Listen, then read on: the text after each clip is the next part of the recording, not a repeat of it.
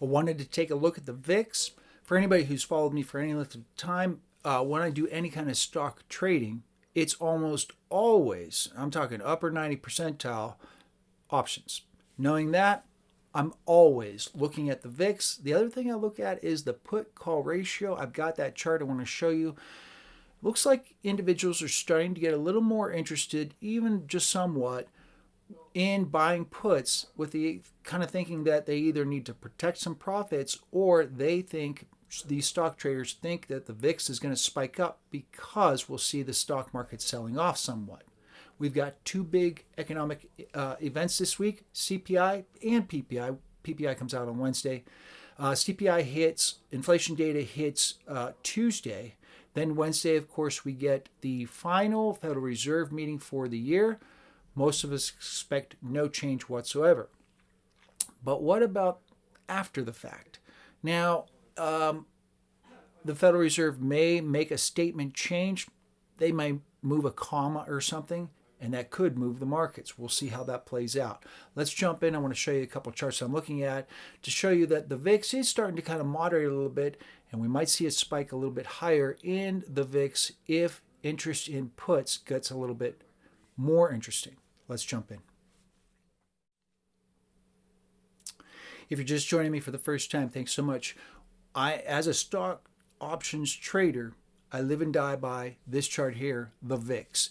Right now, buying options is extremely inexpensive, but we're just not seeing big moves in the stock market itself, and that kind of plays into it. This is the VIX, the chart itself. This is the 4-hour bar chart. And as you can see, since November, late November, the VIX has kind of slid down to really low levels. This is pretty low moving forward. This is the put call ratio. Now, to understand the VIX, if you do not understand the VIX, there are two kind of concepts you need to understand. This is a ratio. How many puts are purchased versus the number of calls. And in this case, we're looking at 0.957. So almost for every call that's purchased, you get a put purchased. But look backwards, just last week we were at 0.7. And what does that mean? So you have a total number of options purchased. And in the case of last week, 0.7. And let's say those options are trading at maybe 40 cents. But interest changes significantly. All right. And it goes up to 1-for-1 ratio. And those valuations are now not 40 cents, but 50 cents for a 30-day at-the-money option. And these are just examples. But when you start doing the math, 0.7 times 0.4, 40 cents times 0.7, 0.28. When you're looking at 1-for-1 versus 0.5, you see how there's an increase in the overall value, and that's how the VIX works. It's not just the value of the options, it's the number of puts that would really drive that. Now, as individuals continue to buy calls, of course, that pushes the price as much. But we call the VIX the fear index. So when you see a big spike in individuals buying puts because the stock market's selling off, that would really push the VIX higher. So understanding that concept is so important for understanding why this chart, we're still really low. But we've got two big economic events coming up. The CPI tomorrow, then of course the Federal Reserve on Wednesday. PPI tends to not really move the markets too much. Unless something important is in there, expectations are that it'll probably soften a lot. Producer price index. So given that, the put-call ratio still skewed lower. But what if the number tomorrow all of a sudden isn't such a great number for those who believe that inflation is being contained? Then all of a sudden, put-call ratio could jump above 1. Valuations for those puts could jump up significantly. Given that, that would push the VIX higher. For those of you who do not have the ability to trade the VIX directly, here the chart UVXY Stock. UVXY stock is an ETF, and I have UVIX stock, UVXY stock, and VIXY stock. They're all ETFs trading on or against the VIX. Now, these ETFs tend to go against the first and second month versus the right now that the VIX is printing. That's sort of another sort of mathematical thing that goes on there. Another thing to consider, you don't want to buy the VIX and hold on to it for any length of time.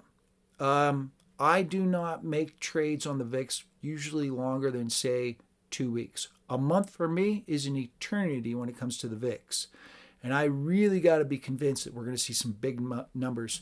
The reason why, the individuals who run this ETF, they need to get paid. And so they're kind of drawing down on the total dollar amount that's in these ETFs, and therefore it would naturally move lower. Then with inflation and interest rates, because they're trading the first and second month, that continues to push the stock, any of these ETF stocks, a little bit lower.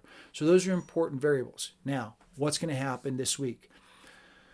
I expect we get a fairly middle ground number when it comes to inflation data. And I expect the Federal Reserve is probably going to continue to maintain their stance. We're data dependent. We think we're at a restrictive enough level. And likely the stock market is probably going to look at there and say, well, not a huge love fest, but no real big risks either. And the stock market will probably continue to inch forward slightly more and more. Given that, when I see moves lower like this, I step in and I sell puts. Because I don't think we're going to necessarily see a spike higher in the VIX, but I also don't think we're going to slide into the oblivion too far, too fast.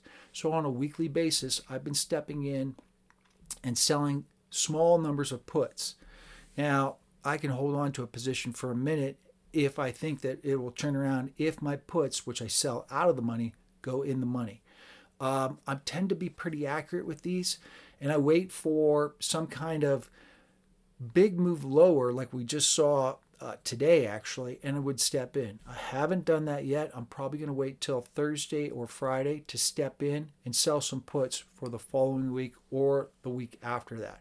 And I'm going to continue to do this and just bring in some premium as the stock market mellows out. Eventually, however, I think the stock market is going to turn. Interest rates themselves aren't exactly, the yield isn't exactly falling farther and further. Because of that, stock market might pause and start moving a little bit lower. Make sure to hit that like and follow button if you're trying to figure out how to trade the VIX, what the VIX does, these ETFs. I'll keep you up to date on the VIX. It's something I check 2, 3, 4, 5 times per day. Make sure to hit that like and follow button. We'll see you in the next video.